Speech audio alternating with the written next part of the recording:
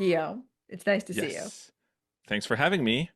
Here I am. I was thinking about the first time that we met in person, actually, because it was at a conference. I'm sure it was at a conference, but I don't remember. Maybe, It was probably like around. B-side San No. Francisco. Oh, besides San Francisco. Yeah, when you said besides, I was thinking Las Vegas. No, no, you're right. Yeah, so that's well, it was an event around the RSA week. Yeah, exactly. So it's timely. Um, so it's perfect that we're Great having conference, by the way. Besides San Francisco, love it. one of the best. Absolutely. It's like the reason to go. All right, so maybe we just jump in. Let's do it. We got questions, we got answers. You Or want to some start? answers. Yeah, sure. So, who do you think is at a conference like RSA? Like, if you had to break it down, like, oh, there's like definitely there's like vendors, there's people that are practitioners that are attending, there's people maybe shopping for something in particular. What would you say the breakdown is? So the pie chart that I always imagine for RSA has maybe like five slices. I don't know. One is for vendors and all of their event people, their field CISOs, their support staff, like a lot of vendor people. The second slice is leaders at mid-sized companies. And I would put in that same bucket is like mid-level management at maybe very large companies. And then there's like the more junior security professional staff. And then there's a sliver of very senior security leaders and buyers. I think that can be CISOs or like even a senior director at a very large place. Yeah. And then I would say the fifth bucket is other, like students, government workers and professors. That's how I think Yeah, about I think it. that's probably accurate because if you're a vendor, even if if you have one of the smallest booth sizes, there's multiple days. Conference is pretty long. You need more than one person at the booth at all times. So first thing you know, you're sending like a dozen people there, right? So definitely a lot of vendors. Then in that others, like we might talk about it later, but there's always like the reverse vendors, people that are trying to go up to the vendors and sell them something. That's like a very small sliver, but they make up for it in a level of annoyance. Definitely some students, like it's nice sometimes if you're looking for like interns or whatever. There's actually a pretty good amount of students. But yeah, I think your breakdown is pretty accurate. Yeah, I like that extra sliver. So then I think if we take that pie chart of five, parties, um, I think that's important to recognize the size of each, especially at a conference like RSA. I would say 60% of the 40,000 reported attendees are vendors. And after the Yeah, 60% of vendors, I think it's probably a big distance. And then maybe 20%, the next biggest bucket would be like 20% are that mid-level management or mid-sized company. yeah, And then that sounds accurate. And then there's like the weird people like me, for example. Like I work for a vendor, but I don't have a job that relates to our product or marketing. I'm actually a security practitioner at a security vendor. There's quite a few of us here that would fit in like two buckets there. So And I think that like my inclination would be to put you in the practitioner bucket in this case. While you have some obligation, perhaps with your company, you're there as much as a practitioner. But that's a good point, and maybe that's yeah, another other. And then but I think it's small. I think that the junior staff is 10% maybe, and like the yeah, most senior is 10%. yeah. Um, I And think it's it's there's like 40,000 people or so. So even the categories that are a small percentage, that's still a lot of people to potentially meet. what would you put as the categories of what they're doing while they're there? Like, what are the behaviors that they're performing? So you'll have like people who work for a vendor that are either marketing, product people, sales. They're obviously there to try and meet as many potential customers as possible. You'll have product people that are actually there to meet with existing customers, right? Like while you're at RSA week, everyone's in San Francisco. It's a good time for a vendor to, let's say, get a suite in one of the hotels nearby and organize some meetings with some customers, maybe show them the roadmap, all that. And on the practitioner side, you're going to have people that are, I think for RSA, it's a good place to say, I know I'm going to be shopping for like X solution in the next 12 months. I want to make a short list and there's like 6 or 7 vendors on the floor. I'm going to go see all of those. So you have people that are more in a not necessarily like shopping right now, but pre-qualifying vendors for that.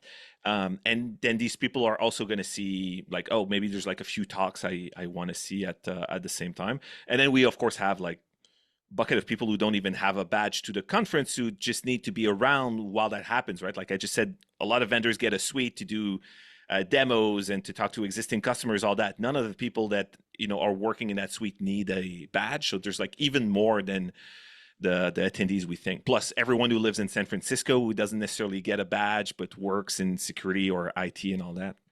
Yeah, I think that's fair. I would say that there's a lot of socializing that's going on as well, and a lot of investment in relationships, whether that's on the sales side or whether that's Yeah. practitioner to practitioner. There's a Um, lot of investors at conferences in general, right? Like you work for, I mean, right now, like funding is not necessarily the same way it was 2 or 3 years ago. Um, but it's a good place, I guess. If you're a VC, for example, you get to see like so many companies at once. You're kind of you're also shopping, but in a different way than a security practitioner, or you're trying to see like get a glimpse of competitive intelligence, right? Like look at other companies in the same categories as the ones in your portfolio. So yeah, that's another category we do see out there. yeah. I would say that, and we should move on to the next one because we'll run out of time. But I would say my one takeaway on this, when people ask about, make a comment about how everyone else looks busy, and we hear it all the time, is that it's because they're talking to other people that makes them appear busy, and that's a reminder that you probably should be talking to more people Yeah, so that you and would we feel busy. Okay, so next question. I, people seem surprised when we speak, and I think they started to recognize in their questions about preparing in advance. Like everyone's trying to optimize their time, about keeping a schedule of meetings as well as enough free time. What's your strategy for this? what I like to do is like I look at all my say like work obligations, right? Like I need to cover this dinner with like prospects or customers or whatever, be at the booth. Then I look at are there talks that I really want to see, or especially it's more like workshops sometimes, right? Because talks, they're going to be on YouTube, they're going to be recorded. Someone might give it somewhere else, but the workshops, you have to be there. So I look at these like you have to be in town to do these first. And then I leave some buffer. I don't want to be like my calendar like a bad Tetris game where like nothing fits and you're completely screwed if you want to try to improvise a little bit. But I think the most important thing to remember definitely applies to RSA, applies even to Black Hat, for example.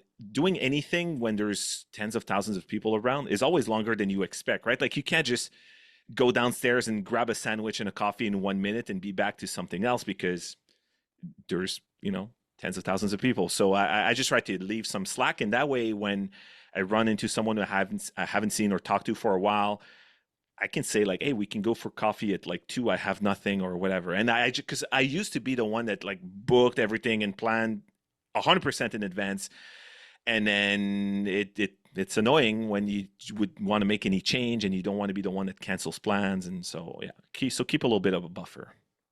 Yeah. I think it was interesting that this question came from somebody who's been to so many conferences. And I would just add to it that there's a pattern that exists. Like it's like a sequence of events that occurs. And if you can be mindful of it, I think you can figure out your time. So often the first things that get scheduled are like these small outings that occur, and that probably occurs like 6 weeks in advance of the conference. And then we see the party invitations come out from the providers who are doing their happy hours. And that's probably like 4 weeks out. And then that triggers the attendees. So somewhere between 2 and 3 weeks in advance, that's when we see vendor meetings getting set up with prospects, and also attendees who want to meet up with other attendees that they know will be there. Those meetings get booked. And then I would say like the last few days running up to it, that's when networking meetings and impromptu and meetings with people you don't already know get scheduled. So I think it's helpful sometimes to think about the calendar of, when things happen so that you can make sure in your case that you have time left or not. And then, the other thing that I think you and I had riffed on with this question that's helpful is to kind of know the area and like have some meeting spots in mind. But again, try to show up early if you want to go to these places because they'll fill up pretty quick, right? Yeah, that's fair. The one caution is on restaurants. Those usually are reserved for evening parties. So those are sometimes, out of the mix. Yeah, oh yeah, for sure.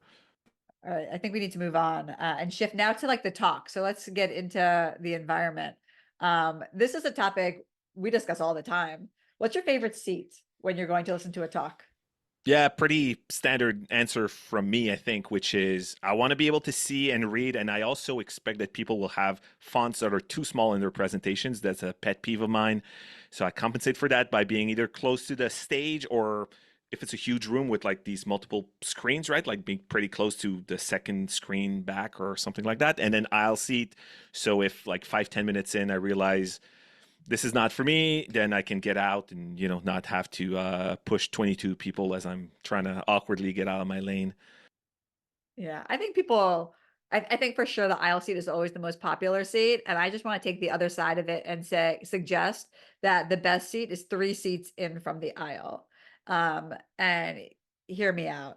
I think we sit on the aisle because we don't want to interrupt other people. And we also don't want to have to talk to other people. And if there are 2 seats in, it at least still opens up the window that you might encounter somebody that you wouldn't otherwise encounter in a very restricted way. So, you sit 3 seats in, somebody's going to come take that aisle seat. And then all you have to do is look up, say hi, introduce yourself. They'll say their name. And then, less than 5 minutes later, the talk's starting. So you don't have to carry forward unless you want to. Yeah, And I think, that's a nice hack, right? Like you start a conversation, but you have like a hard stop to it, and then you can just walk out. The thing is, I pick specific talks that I want to see, and that's usually not when I'll be the most social. Like I really have a switch in my head, like I'm in social mode or I'm not, which is my default. Um, the exception will usually be when like if you're seeing a few talks in a row in the same room, then there's like buffer between the two. And I think that's when I'll talk to people more. And then I definitely don't need like one on each side. Just one is plenty for me. yeah, I think that that's fair. Uh, all right, let's stay in the talks.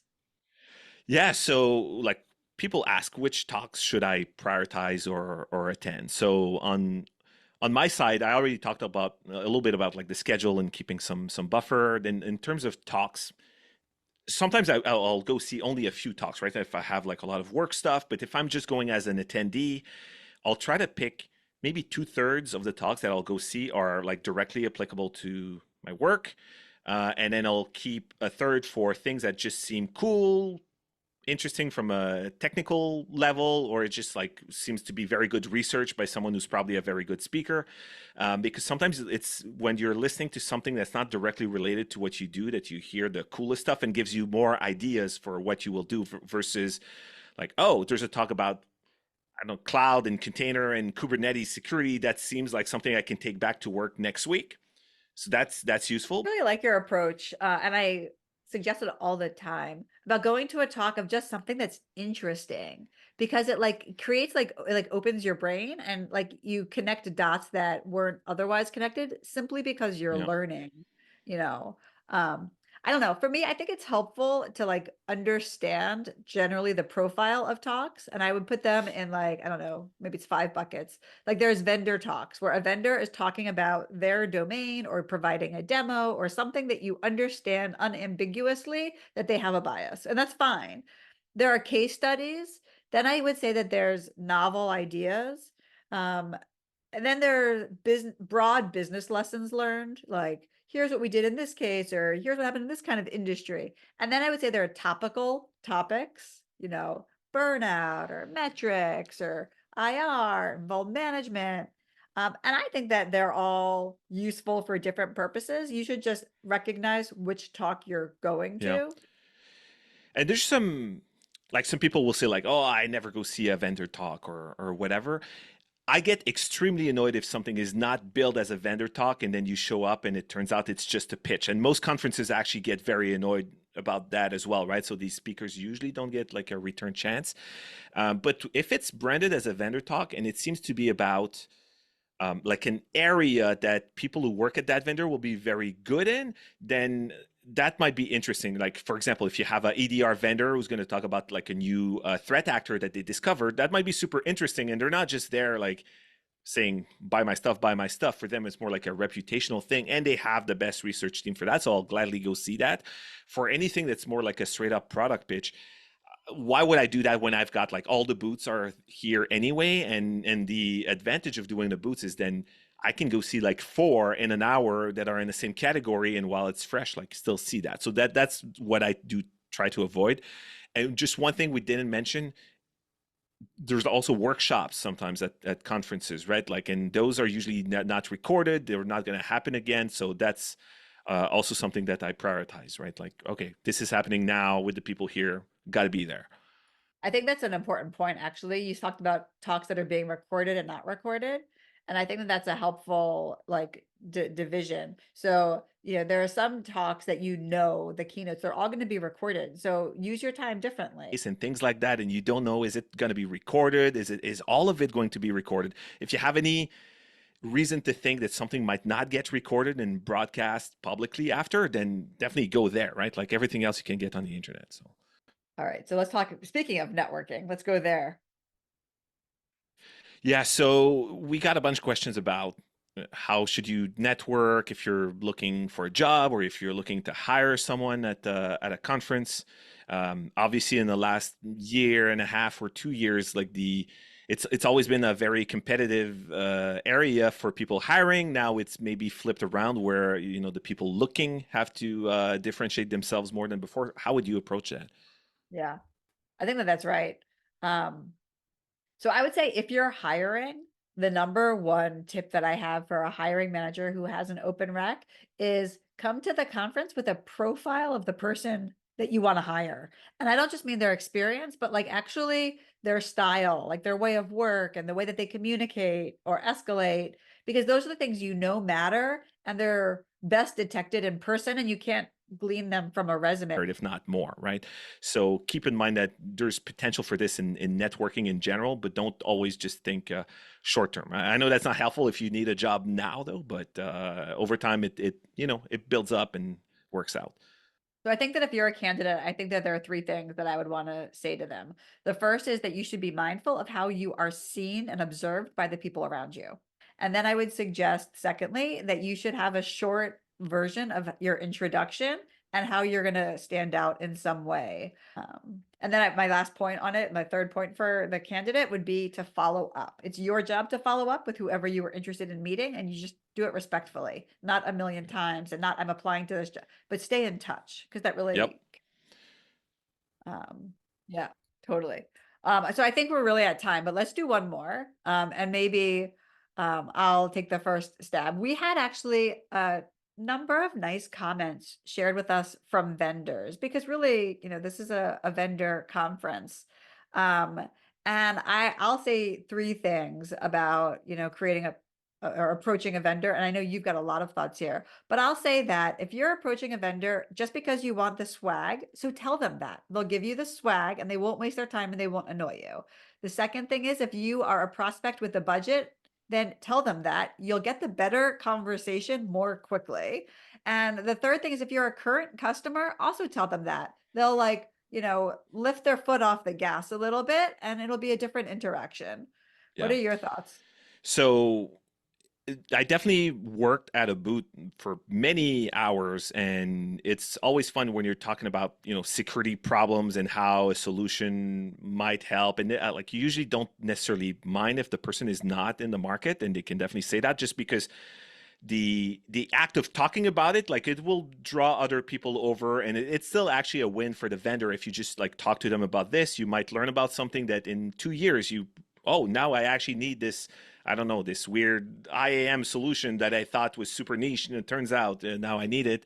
So you want to learn about that and be very upfront. And for me, on the vendor side, like I'm really more of the we don't want a million badge scans and call that leads kind of thing, right? Like I will only scan someone if it seems like they're interested in it and it's worth it. So if someone comes up to me and they say like, "Oh, you got cool stickers, can I grab one?" Yeah, of course, just grab one.